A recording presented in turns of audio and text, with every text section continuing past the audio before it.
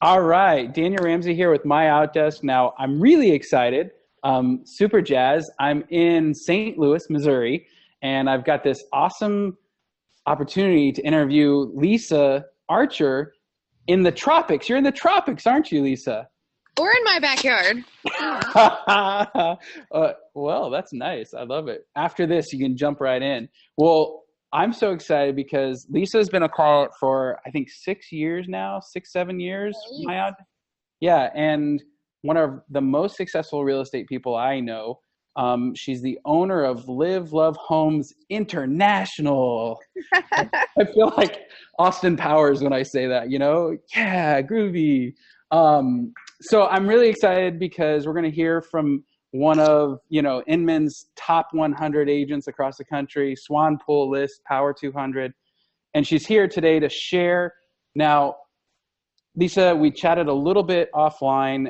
I'm at a conference and I was listening to a speaker talk about the industry, and this stat is just nuts. So we're going to set the stage a little bit because today we're going to talk about listings and leverage, the two things that you're like masterful at. Lisa right now has 6 offices across the country.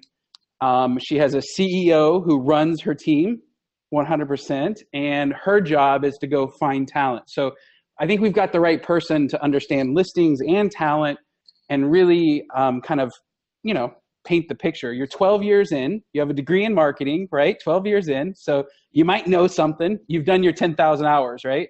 Yes. That's the good news. That's the good news. Yeah, yeah. So let's start. Here's a statistic that I just heard today, which is nuts. Nationally, we only have 2 months of inventory. Nationally, of all the homes available for sale, if not another single home went on the market in 2 months, they'd all be gone and we'd have no listings. Right. And that is a crazy number. For everybody who doesn't know like the stats across the country, like 5 or 6 months of inventory is a normal market, right?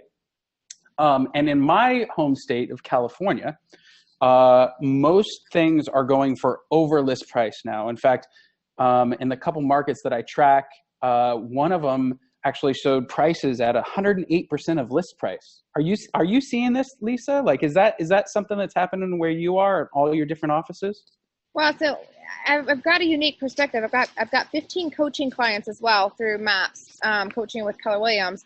So, and they're in all parts of the country. So Atlanta, Seattle's one of our offices. I've got an agent in Spokane. I've got one that's in Nashville, Tennessee, one in Toronto, one in a couple in Atlanta, one in Massachusetts. So I've got coaching clients all over the country, one in Utah, and that really is the case in most places. Toronto's the weirdest one, being that they're going hundreds of thousands of dollars over list price. Wow. It's bizarre.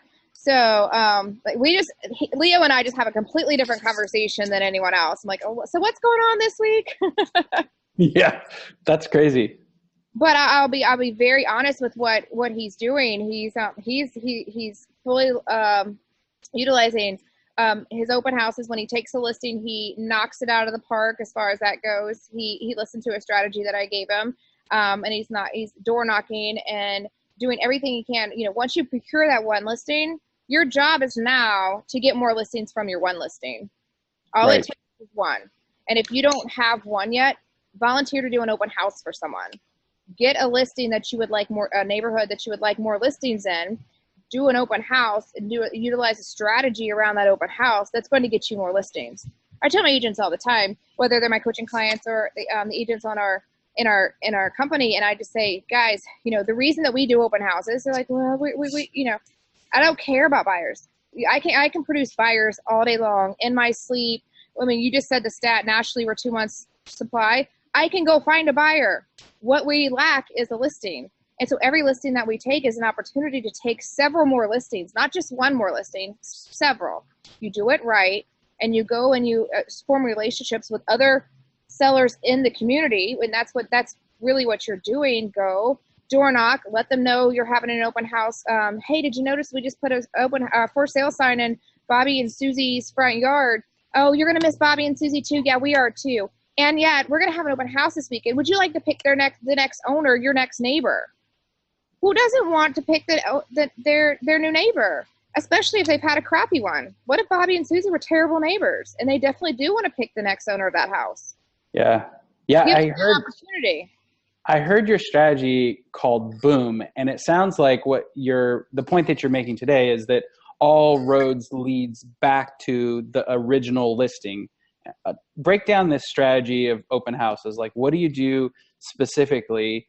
And then, you're talking to the CEO of MyOutDesk. We do virtual assistants. So we'll also weave in like how you use virtual assistants to help juice your open houses and all your lead sources to really kind of generate revenue for your 6 different offices.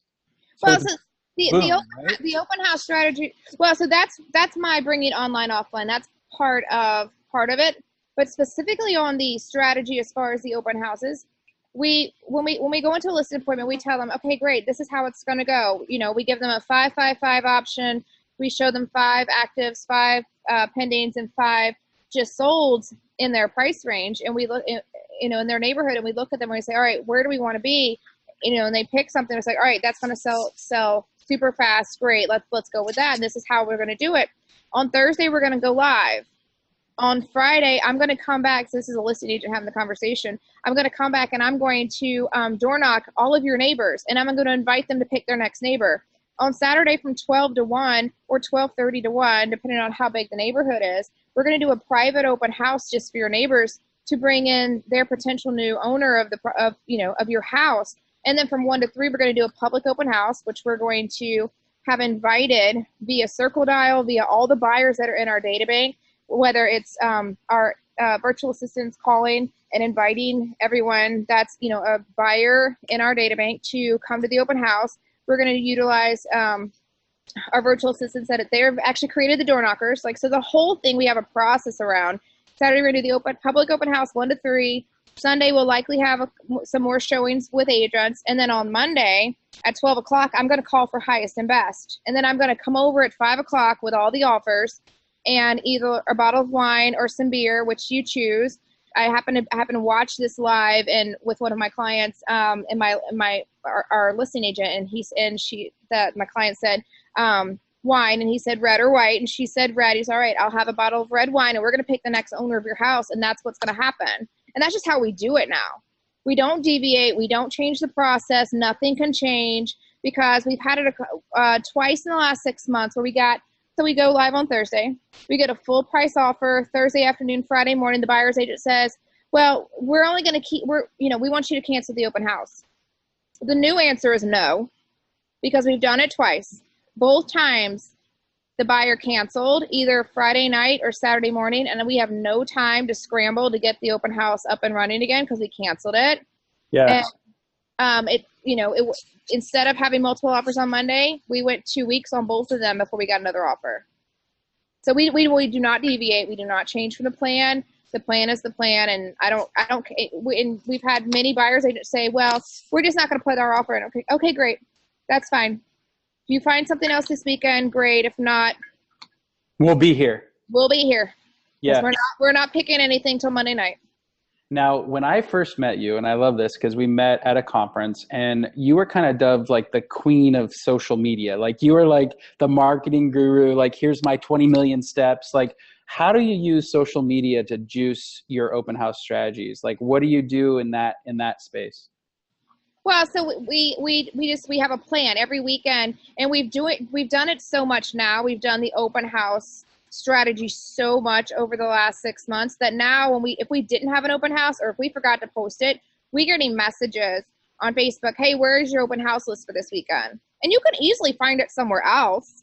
We just got now this people every single weekend that want to know where open houses are, because there's buyers who because they're looking, and if the right house pops up, they're ready to go, but they want to know where the open houses are. Like, I don't think we have any looky-loos that are just go on to look. We legit have buyers who are looking, who want to know what our list of open houses is for the weekend. Yeah, I love it. And you also have a really unique referral process, something that most people they don't follow this, and I really like it. Talk to us a little bit about how you generate more referrals from your team, and then you also have like a mid-month check-in, which is pretty, I think, epic for your sales team. Protocol. So my coach implemented and created something called the 15th of the month protocol. Probably, I don't think it's been quite a year yet. And basically, at the 15th of the month, you look and you see, all right, where am I against goal? And if you're not halfway to the goal for the following month, you've got to stop, implement, basically pivot and reboot and say, all right, what are we going to do to hit this goal? And whether it be more open houses, whether it be more dials, whether it be more appointments, whether it be, circle dialing or having, go in and knocking on 200 doors every day for the next 2 weeks, doesn't matter what it is. What is that action that we're going to take to catch up so that we don't get far behind our goal? So we do that. Yeah, it's called 15th of the month protocol. I love it. And it's like a lead measure, right? From a business owner's perspective, you're like, okay, our revenue isn't where it needs to be, so our lead measure needs to get increased, and that's more activity, and it's just beautiful. Okay, talk to us about the referral process. What do you guys do in your office to generate more referrals than really anybody that I know? Well, number one, we focus on it. So I've literally got a business plan. We have a 1-3-5 around referrals, incoming and outgoing. And we have, we focus on— Okay, wait. So you focus on outgoing referrals and incoming? That's important right there. That's because you're giving as well as getting. Oh, yeah. And I've never tracked this number, but I bet you the number of people that I connect for referrals far outweighs the number we've ever gotten in or out. So somebody says they need an agent in Sacramento. I'll introduce them to 1 or 2 great agents that I've worked with. Hey, we've loved working with XYZ. I'm not going to name names here because then I'm going to get myself in trouble. And, we've had really great success working with so-and-so's team, and they've closed referrals for us. You should interview them. That's basically the script that I use. And then we really just focus on them. We're always asking, who do you know? Yeah, who do you know? Well, I remember sitting in a mastermind with Gary Keller one time, and he was talking about, of course, he came in and he drew the triangle, so leads, listings, leverage. And I was having it really hit me, and he's probably said it 99 times, and I heard it the 100th time, where he said, everyone that you know has an opportunity to be a buyer, a seller, an investor, or start a career in real estate. And if they don't, they know someone. And that really, the fourth step, start a career in real estate, because we were talking about hiring and talent and leverage, and then or you know someone. Like, you have to remember or know someone. That's where every no really means not now or not me. And you've got to think about it that way. This is a business of relationships and referrals and lifetimes. You've really got to treat it that way. Yeah. So you're a big talent hunter right now. So let's jump into like if you're building a team, what that looks like. How do you find good people? It sounds like the majority of your referrals are for people as well as for deals. Is that right? Yeah, I was talking to one of my coaching clients this morning. We were talking about, he said, I really got to remember that now, instead of looking for listings, I'm looking for leverage. And right. I said, yes, so just think about it. It always goes back to the triangle. Your leads are now for leverage instead of for listings.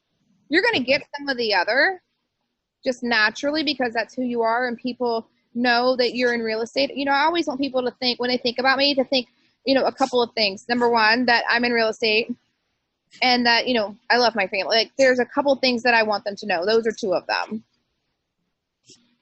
So when they think about me, they automatically think about real estate, and not necessarily that I can help them buy or sell, but I know someone, I don't care where they live, that I know someone there. Okay, so as a business owner, let's redraw that triangle once you've decided to hire somebody, because then it becomes, I'm not searching for leads to buy or sell a house. I'm searching for leads to interview for a potential position. What does listings become, and what does leverage become when you're at that level, the level that you're at? Well, so every time I teach, and or if I am at a conference, or if I'm at a real estate training class, every single person that I come in contact with, I just want to I want to get to know them better. Are they a fit to work with us? Are we a fit to work with them? Is there a leadership there? Gary says now, when you go to, especially like KW conferences, you need to be talking to leadership and OPs and, team leaders, people that run market centers that have way more interaction with agents than you do. And when I go teach somewhere, so I'm, where am I next week? I'll see you San Jose. Like when we're teaching San Jose, we've already talked to the team leader and the OP and said, hey, who do you have that, is not with your office today, that we could invite to this event? How can we help you? Who should be in this building business class? Because it's all about business. It doesn't matter what company you're with. It's all about building a bigger business.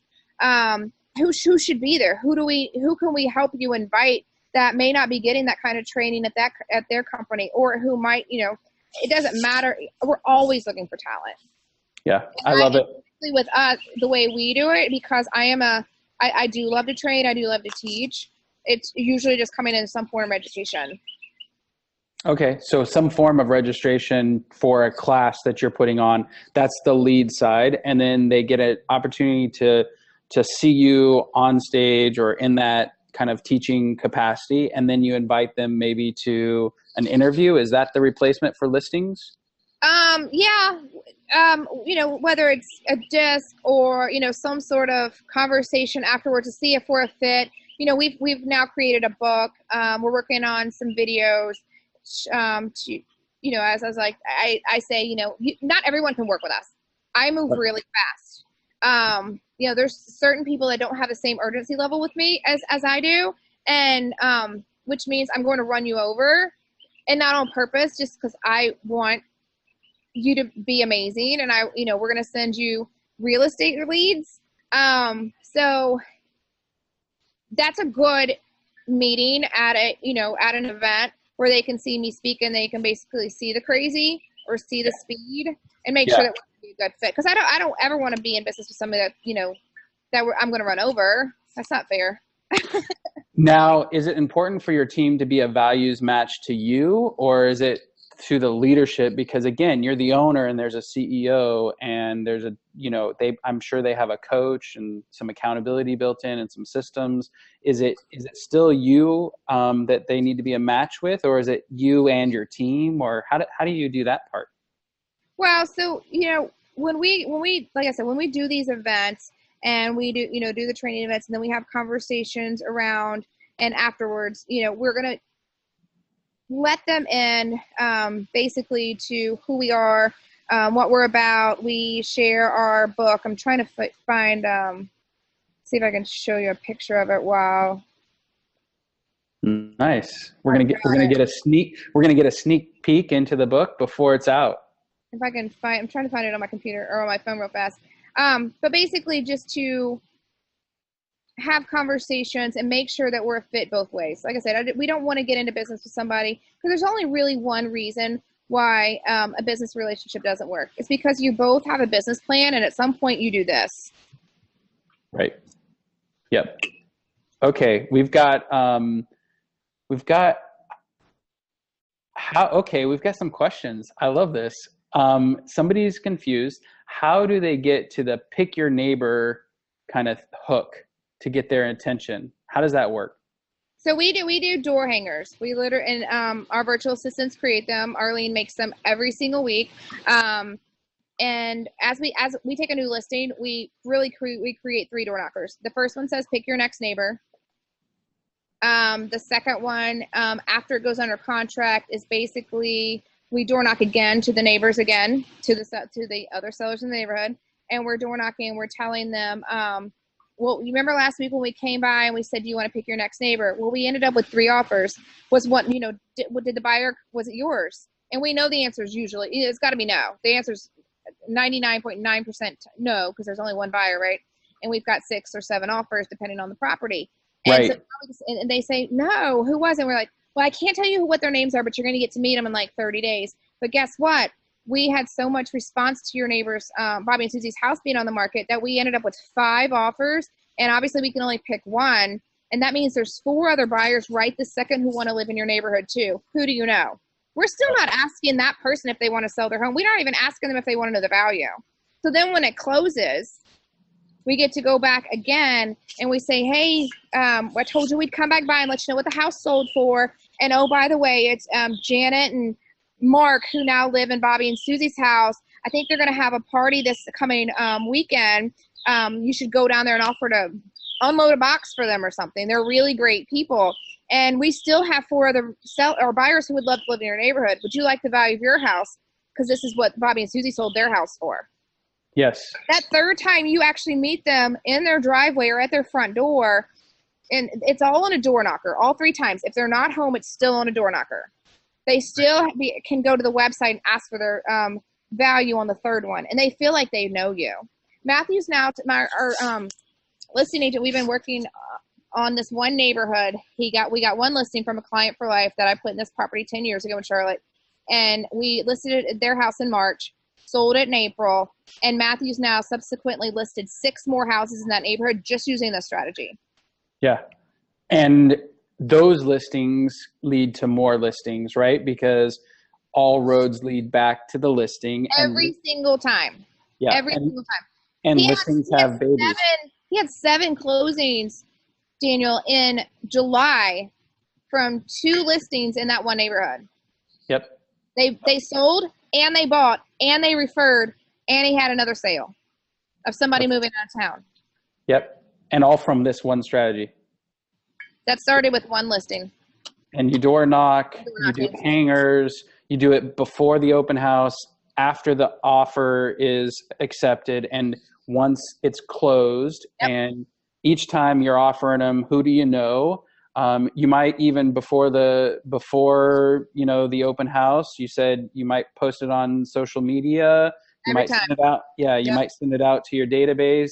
You might send it out to all those other people in that neighborhood who didn't get the last home. Because if there were 5 offers, there's 4 who didn't get it. So you show it to them first before everybody else, and you even would maybe do some circle prospecting with a virtual prospect. And so, depending on how long you've been in the business, it depends on how many buyer clients you have or potential buyer clients that you've curated over the years that may or may not have ever bought houses from you before. You just call and invite them to the open houses every single weekend. Now they expect, Jules would probably even say this, like she's one of our virtual assistants. She'd probably even say that she gets text messages, hey, y'all have any new open houses this weekend?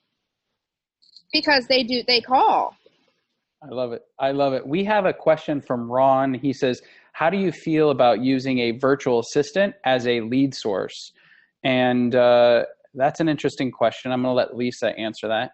As a lead source?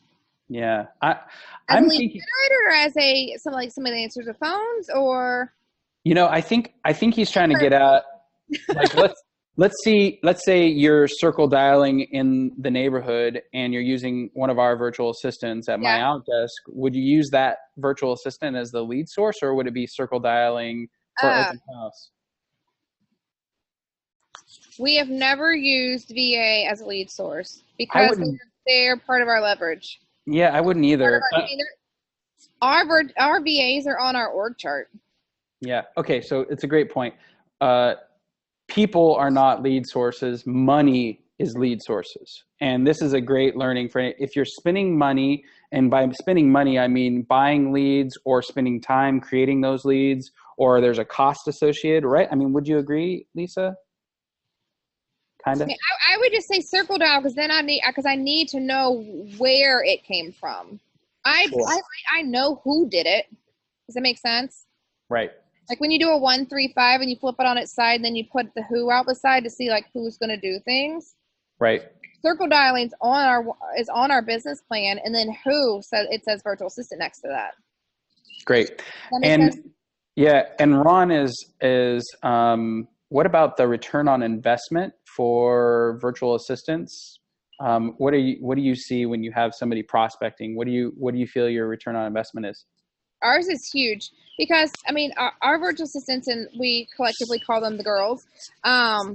If we ever get a guy, they're going to be really, I don't know. We had one, he did marketing, so that was fine. He wouldn't have been in the girls. So the girls, they're on our org chart. They are part of our business plan. They're part of they're just part of our lead generation department. That's literally where they sit on the org chart. They're inside lead generation, and lead nurture. Yeah. Like, Jules has I think her new title technically is lead nurture agent. Great. What's your, like, walk us through how that's been for you. Like, how did you decide to do it? What does that journey of leverage look like from like first starting to where you are now? 6 different offices, huge teams. So, I mean, the journey of leverage for us really goes back to MREA. Luckily I listened and did the first person I ever hired was an admin. And then we hired a second admin because I was one of those people that, if I would have hired a buyer's agent first and the two of us would have been running around like chickens with our heads cut off and there'd been nobody to pick up the mess, like it would have just been a colossal mess. Thankfully, I did have an admin, and then we had another admin, and then I did hire some buyer's agents after that, and then we got more admin support, thankfully. So we've just I had virtual assistants for 6+ years now. I think it's longer than that too, Daniel. But we'll go with 6. And long story short, they just took away the things that bogged me down that I didn't naturally do.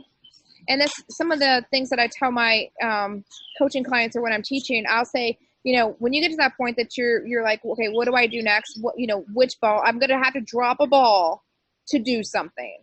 I just say, drop them all and go get a pack of 200 note cards. And then for the next week, write down everything you do. If you go on appointments, if you're putting a sign in the yard, if you're putting a lockbox on the door, if you're negotiating a contract, if you're negotiating repairs, if you're taking a call from an attorney, if you're getting an email from this person, I don't care what it is. If you've got to do something, not just think, I'm not talking about like thinking time. If you've got to do something, I need you to write it down. And then if you do it again, I need you to put a tick mark by it. And then if you do it again, there's going to be 3 of them. And at the end of the week, you're going to take those note cards and you're going to put them down on a table, and you're going to be able to put them in order. So you're going to be able to put them in, the things that you cannot leverage, that you have to do, and that are money-making activities. So leads, listings, leverage, negotiating contracts, going on the appointment, and those types of things you have to do. I want that to be on your 20%, so I need you to put it on the left side of the table. Everything else that somebody else could do for you, you may not have somebody that can do it yet, but somebody else could do, you need to put over on the other side, because that becomes your 80%. And that 80% literally just became the job description of your next hire. Yeah. Or 2 hires, depending on who you've got. And most of those things, especially early in your career, if you think you can't afford an assistant, you can. You just may not be able to afford a full-time assistant. And just think about it in this way. You're not taking on their entire salary. You're taking on 30 days. And then you're taking on 60 days. And then you're taking on 90 days. And the right assistant will have made you money after 30. You'll have more time to go make more appointments and go on more and negotiate more deals than if you didn't have them. And if you don't, then you got the wrong assistant. Yeah, or you properly train them. And that's where a virtual assistant easily can come in, because you've got the job description, you know what they need to do.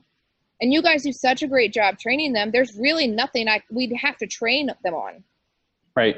Well, what we do, and I love that you say that, what we do is we look for folks that are 3E certified. So we look for somebody like, for instance, let's say you need an operations person on the admin side. We're going to look for somebody who has operation experience. So they're currently doing an operation type job, project management, something that's detail oriented.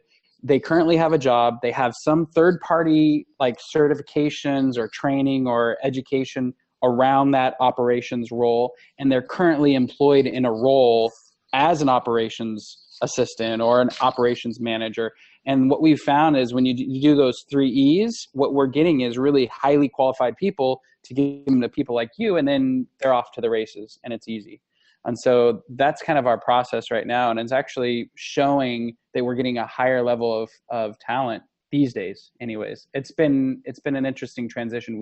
We started doing that last year. But I want to go back to, how did you leverage yourself on the listing side? Because this is, everything's about listings. My world was about listings. That matters. Like, what was that like when you first started having virtual assistants and other folks in your office really support you on the listing side? What was that like? For me, it's always been great because I got lucky. Like my coach had me do that exercise 7+ years ago. Darren Persinger was my first coach, and he had me do that. And I've done it ever since. And I advise my coaching clients to do it. And when they hire their first admin, then to do that exercise with their first admin every 6 months, because at some point your first admin needs another admin. Right. Actually, that's something that we do is, if your admin is going crazy because they're, constantly running like this, if you work for Lisa and you're listening right now and you need help, reach out. Yeah, reach out. No, but I mean, it is a big deal. When you have a really strong admin, you can actually have them do that 80-20 exercise themselves, right? Because Yes. there is higher dollar productive stuff, even for somebody who's physically in your office. Like and if they can segment, like, these are my dollar productive activities, talking with clients, negotiating deals, getting more referrals, creating, campaigns for our existing referrals. So there's events. I mean, all of the things that we do as real estate folks, I mean, there's an 80-20 for everybody on your team is my point. Every 6 months, I guarantee you that has changed. If you're growing, it really has changed. Yeah. Okay. So if you're telling somebody about like a virtual assistant and, building a team, looking back, like, what advice would you give somebody? We've got time for questions. Lisa's awesome in her backyard with that sun and those green plants in the background. We have a lot of time for questions, but Lisa, what's your advice you'd give somebody? Let's say they're doing 30 listings or 40 listings a year and they're trying to double. Like, what do you tell somebody in that space?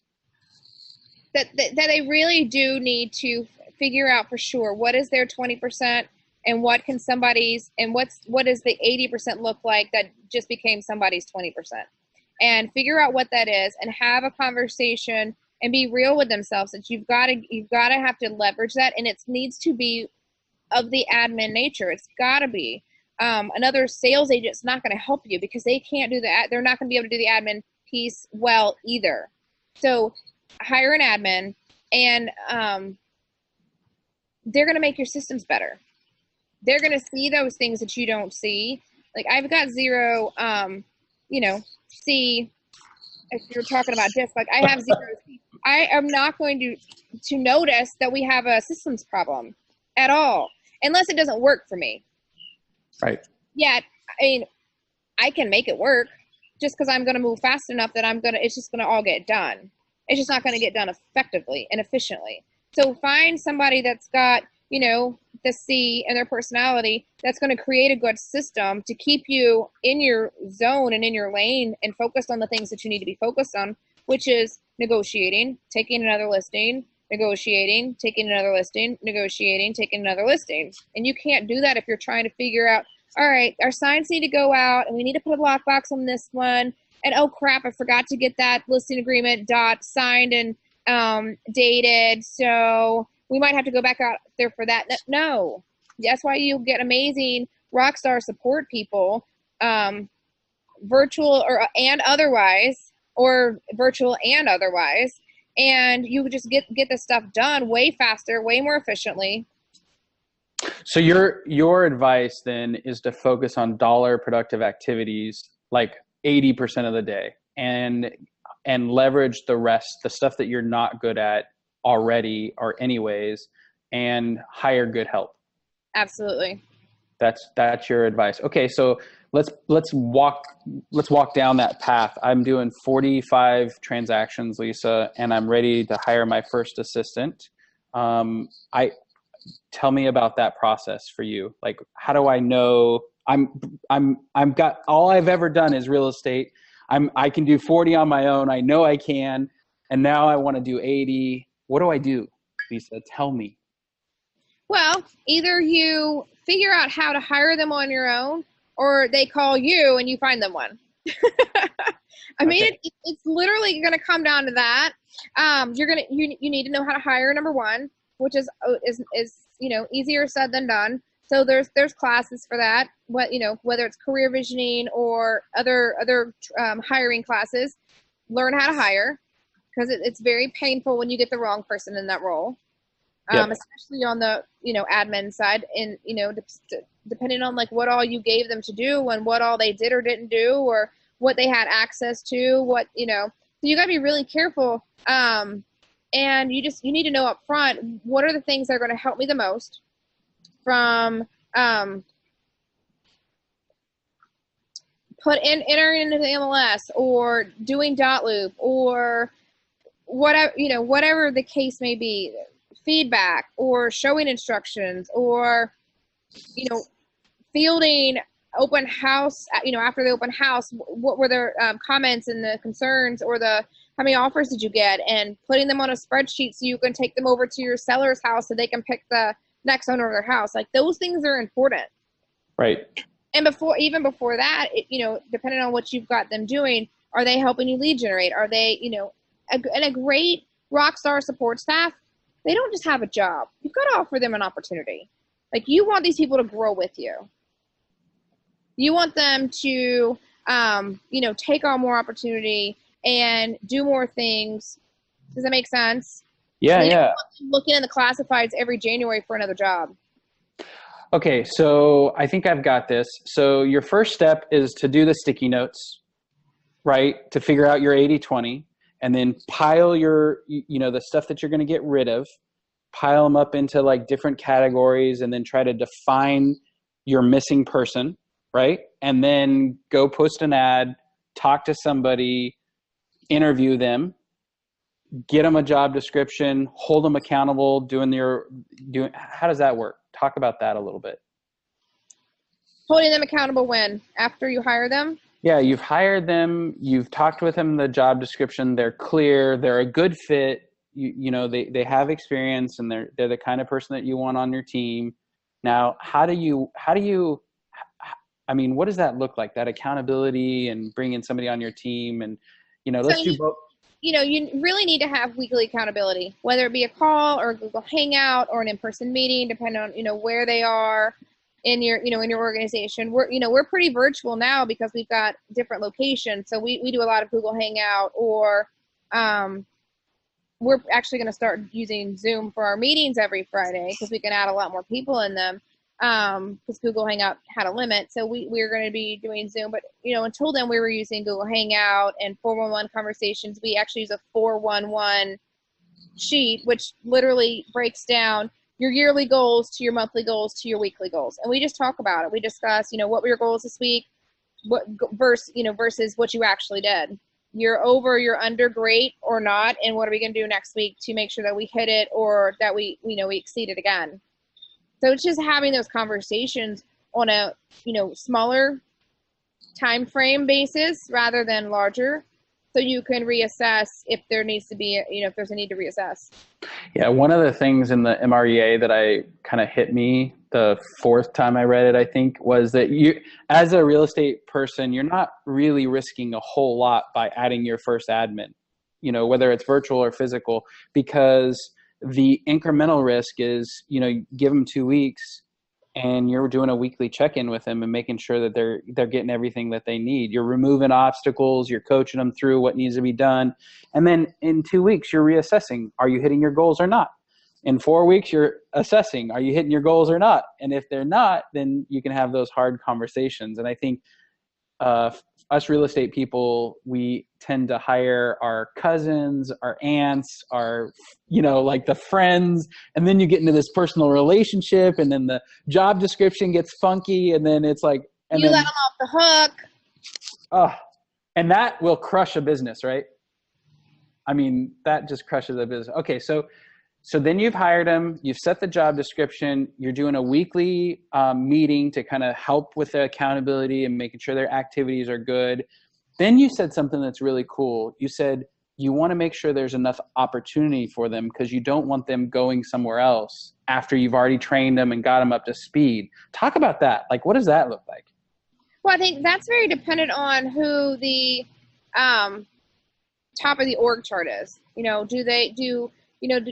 When I get out of bed every day, I now think, the people that report to me, my job is to support them today so that they can support the other people that report to them. Like, I literally get out of bed and think, all right, what do I need to do today for Lauren to hit her goals and for Denise to hit her goals so that everyone that reports to them today can hit their goals.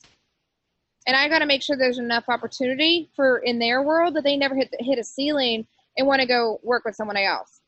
And that applies to every single person in your org chart. Like, you want the people that are in your world to hit their goals and to look for new opportunities to create more circles and lines on your org chart, or you're likely in business with the wrong people. Right. How do you know if you're in business with the wrong person or the right person? Like, what's your tried and true method? Well, you know, it's taken me a little while to realize this, but we are a culture of productivity. And that means that we every single day get up and know that our job's on the line, not because I said it was, but because we just know that we need to get up, we need to do the actions and the activity that's going to help us hit our goals. Because I don't set anyone's goals, they set their own. You know, we may have standards, and we do. That doesn't mean that I set their goals. If you want to sell 40 houses this year, if you want to sell 140, either one's fine. You just have, you've got to do the activity to hit 140, or you're going to do the activity to hit 40. It's up to you. Right. And your job as a leader is just to reflect those goals back to them and making sure that the activity lines up with what their actual goals are.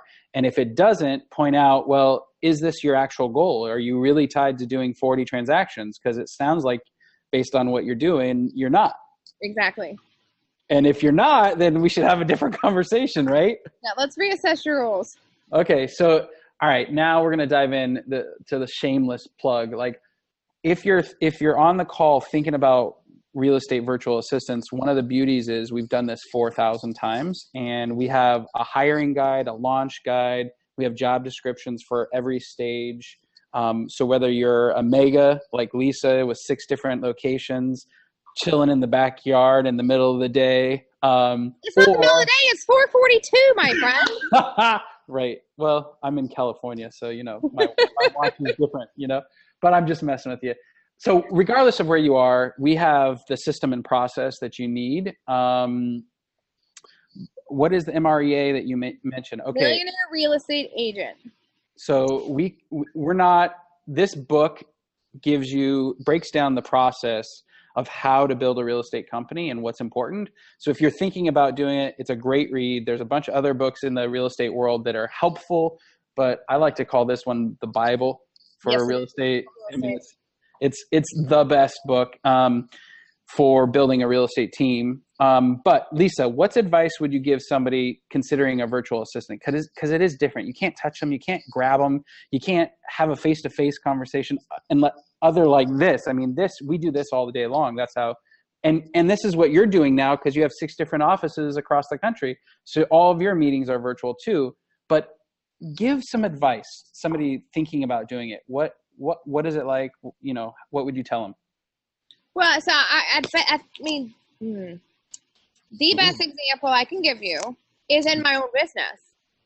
So when I hired our lead generation director, her name's Lauren. Her official title actually is Director of Worldwide Opportunity, because we don't use the word leads, we use the word opportunity. Mm-hmm. And so when I hired Lauren, it was probably the hardest hire I've ever made, because basically she was taking my job. I was the lead generation. I was the director of lead gen, and I lead generated all day. So when I hired Lauren, it's been it's 3 years next month, and she literally she sat in my office like she was the closest person to me. Like, I could reach and I could touch her desk, and she heard every conversation I was having. She had every conversation I was having with clients, with referral agents, with referrals, with buyers, with sellers, with vendors, with you guys. Like, every conversation I had with anybody, Lauren could hear it. So she says, like, she's got the unique perspective. Like, she's actually been in my head, so she knows how scary that is, or what I would say. Like, Lauren can probably answer a question that I would get very similar to what I would say, because she's been there. She was there so long, and she has been there so long. And so I was telling her, like, Lauren, we got to figure out how to generate more leads. And I think the only way we're going to jump to that next level is hire some, ISAs virtually. And we had an ISA, we had a couple of ISAs that were in the office, and it was just different. You know, it was very hard. They're great and they do serve a purpose, being in the office. And yet it's easier that we found is to have virtual assistants for a lot of those things, because they show up and they sound amazing. And it was a really hard sell at first. And then she interviewed them, and I listened, like she had them on speaker, and then I left, and because I knew she'd want to think about it, she interviewed 3 and she hired 2. And the only reason she didn't hire the third one is because I think one of them we went,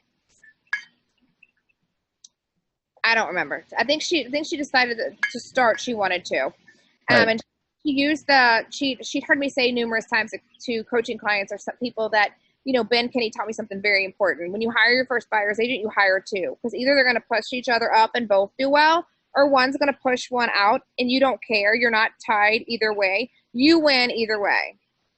Whether both of them work out and they're amazing, or one pushes the other one out and you end up with one great one. So she kind of took that philosophy and she hired 2.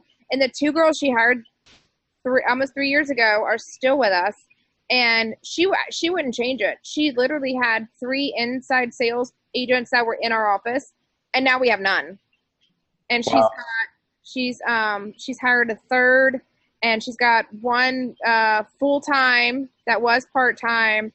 So, you know, she's had great success, and she'll tell you anytime you ask her that she wishes we had done it sooner, and that she has a great relationship with the girls. They are now on our Friday calls. At least one of them is on our Friday call because it's during her work time, and so our agents get to know them very well. Right. Right. So I want to go back because there's a lot there. So MyOutDesk does 3 things. We help with administrative work, so transaction coordination, listing coordination, you know, throwing offers in MLS, like all of the work, right, that goes along with the machine called the real estate thing. And then marketing. So you guys mentioned like creating the flyers, you know, putting properties out on the web, all of the fun that goes around like generating leads, right? And then what you use them for, which is prospecting and circle dialing and kind of incubating or nurturing buyer leads. And do you use them on the listing side at all? Marketing, yes. The listing maybe for the circle dialing on the open houses and neighborhood calling and stuff. So who do you know? We want to invite you. So you do it on that side. That's great. And I love what you said on Fridays, keeping them engaged in your weekly meeting. We do an 11 o'clock call Eastern time every Friday, which was the latest I could do it on the East Coast and earliest I could do it on the West Coast. When we end up with an agent in Hawaii or Alaska, I don't know when we'll do it. They'll just have to get up earlier. It's just going to be the one thing that they're going to have to do. Because on Fridays, we just do an 11 o'clock fail forward Friday call. And I ask them, you know, what's the one thing that you learned from a failure this week? What was your your biggest success, and what are your goals for the weekend? And it can be personal, it can be business, and everyone goes through and they talk about, you know, what did they learn, or, you know, what did they fail at, and what the lesson was, or, you know, what do they do different next time? And it's interesting because like they'll just start jumping in and, you know, offering suggestions to each other or help, you know, but you did great on that thing, and, you know, you'll get them next time. And it's a really great way. And so now the girls are on our Friday call just so the agents can get to know them even better and they can see them more regularly. And I think they've really enjoyed that. Yeah, I think there's also something very powerful when you have a prospector being able to speak to, you know, a particular salesperson that they're going to hook that lead up with. Like, oh, you got to talk to Bob. He's in our office. He's been with us for 4 years. He's the coolest guy. I love seeing him every Friday at our weekly meeting. You're going to love working with him. I'm going to get you connected to him. You know, like there's a different world when they know they just know everybody, you know? All right. We're running out of time. I want to respect your pool situation in the backyard. I am completely, like, I got a dress on, makeup. Well, you should go get a swimsuit on and jump in. It's Monday. You got to do a Facebook Live with Daniel. I mean, it's time to swim. Okay, last question, and then we'll rock and roll. Talk to us about like mission, vision, values, how you utilize those to really kind of run a team. All right, so I can actually read them to you. So our mission is helping people everywhere to live where they love and love where they live. Vision, champion communities, create millionaires, love on millions. I can barely see because it's so bright. And then our values, we literally did, so it's live, love, homes we took the word heart, the heart of our business. H for health, E for empowering leaders, A for accountable in everything, R, relentless in our passion to results, and T for teamwork. And then, oh God, I can't even read this. It's so, hold on a second. I love this. I don't know if you're so bright.